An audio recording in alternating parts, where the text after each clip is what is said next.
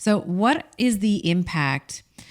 Maybe you can speak to the impact on the our cultural experience in our ability to express happiness. Like, do we mute our ability to feel happy? Because the other thing that I hear, and this is more from, I'll say just from my own exposure to more immigrant, we'll say immigrant populations. So Greek with my ex-husband, Italian with my current fiance, there is sort of a, kind of keep it close to your heart, or else you're going to get the malocchio if you're Italian, or you're going to get the, the evil eye in Greek, or and maybe it's not just those two cultures, but there does seem to be, at least in some of these immigrant populations, and I'm Portuguese, so I've also seen it, where you're not, if you're joyous or you have a smile on your face, it's almost like you're an idiot. And I say that as a person who has come from an immigrant family, who's been raised, but also raised in Canada. So I sort of have the blessing of being able to see how both of those views may or may not be adaptive, or maybe they're maladaptive. So what is your thoughts on culture and our ability to express and experience happiness? And I'd like you to talk on the female experience if you have any data on that as well. Yeah, I love that you brought this up, because I think a caveat to our conversation thus far is really we're having a North American conversation right now about happiness, because what we see when we look at the research in terms of culturally across the world, the things that make us happy vary based on our geography.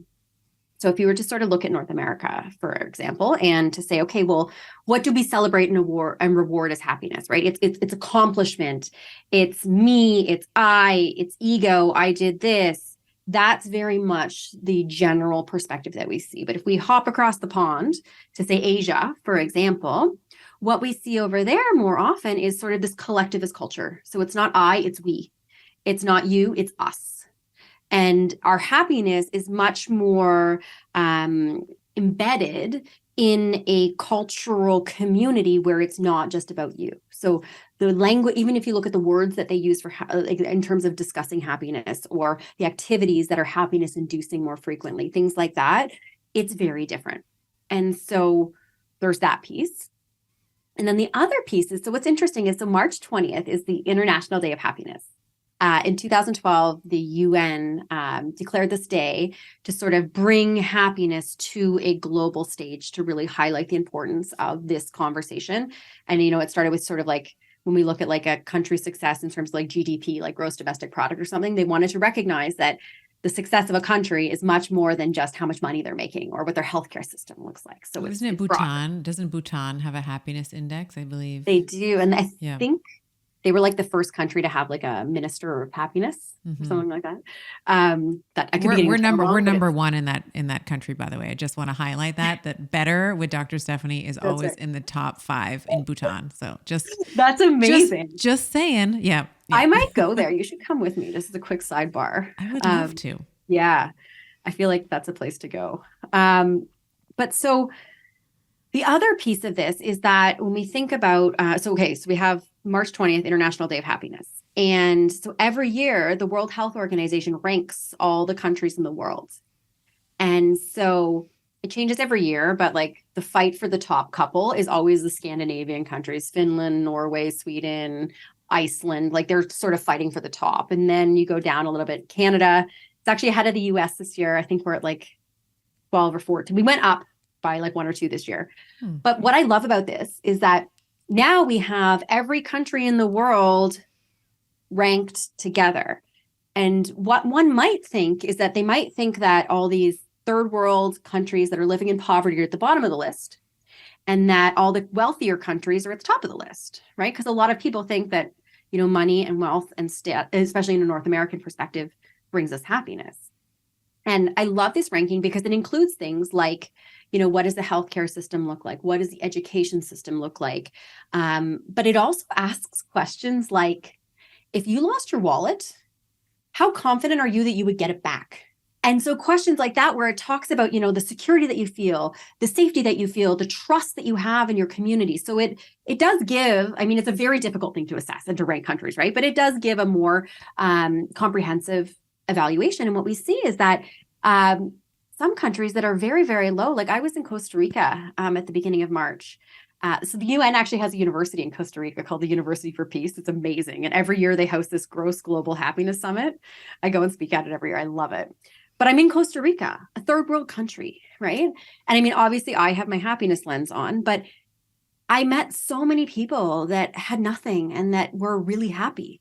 Relative to North American standards. Yes, you say nothing. exactly. Yeah. Like some of them didn't even have running water in their homes. And yet when I talked to them, you know, they were happy. And so it's a very interesting thing when we start to look at it from a cultural perspective, because it isn't a simple answer of like a country that's more affluent is happier than a country that's not, or that a country that has been, you know, having a lot of challenges in terms of safety or something, we may see that drop. So there's not like a linear relationship necessarily in terms of this. But what we do see, and I think that the important take home here is it's not like all the rich affluent countries are at the top and the countries that are living in poverty are at the bottom. So there's got to be more to this conversation than just that. A lot of it comes down to individual differences, individual variability, perspective, mindset, life situations, and sort of an extrapolation of this sort of conversation that we're having right now is a lot of people will ask the question, you know, like, does money make you happier, right? Like if I make more money this year, if I get a bigger house, if I get a bigger car, is that going to bring me happiness? And what we see is that once our basic needs are met.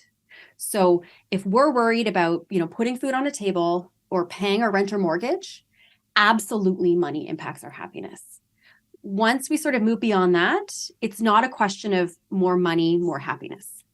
And in fact, sometimes we see that people that are constantly chasing that are actually less happy than other people. Have you read The Psychology of Money? Have you read that book, Morgan Housel? No. It's really good. And I'm not a money person. My financial advisor gave me this book and I was like, I don't want to read this, but I did read it. And I thought it was a great book. But one of the stories in the book that stuck with me is that it was the beginning of a chapter and he was telling the story about two billionaires that were sitting on an island. So we're talking about two billionaires, right? So they're both very wealthy.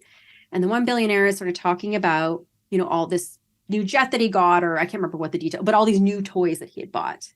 And then the other billionaire, who was slightly less wealthy than the other billionaire, he said to him, he said, you know, but I'll have one thing you never have. And then the guy said, well, what is that? And he said, enough. And I think that that's a key piece, is not always striving for more, but part of happiness is really appreciating what we have right now. And a lot of times when people ask me, what do I do to be happy? A lot of times my first response is, before you start doing or searching or looking to add or remove things, let's take inventory and appreciate what we already have that's good in our life. Because sometimes we just get so busy day to day that we don't realize that. And, you know, I'm asking people all the time, what makes you happy? Because I'm a happiness researcher. But I have to say another silver lining of the pandemic is that before the pandemic, when I'd ask somebody what makes them happy, common answers were like, oh, the trip that I just went on, or my big birthday party that I'm throwing next month, or, you know, whatever it is, like these sort of bigger moments. And now when I ask people what makes you happy, I'm hearing more things like going for a walk with my friend, going to a movie, having dinner at a restaurant, right? So a lot of the things that we took for granted pre-pandemic, we are understanding how much those actually contributed to our happiness and we didn't realize it. And so I think that especially if we're thinking about, okay, where do I even start? This idea of adding more to my life to be happier can feel very daunting and overwhelming. The step number one is about not seeking, like SEEK, seeking happiness, but it's about seeing happiness. It's about noticing what's already good in my life that maybe I'm not giving attention to or I'm taking for granted. And that's a really great place to start, is to look at like, what are some things in my life that I do like or that do bring me happiness?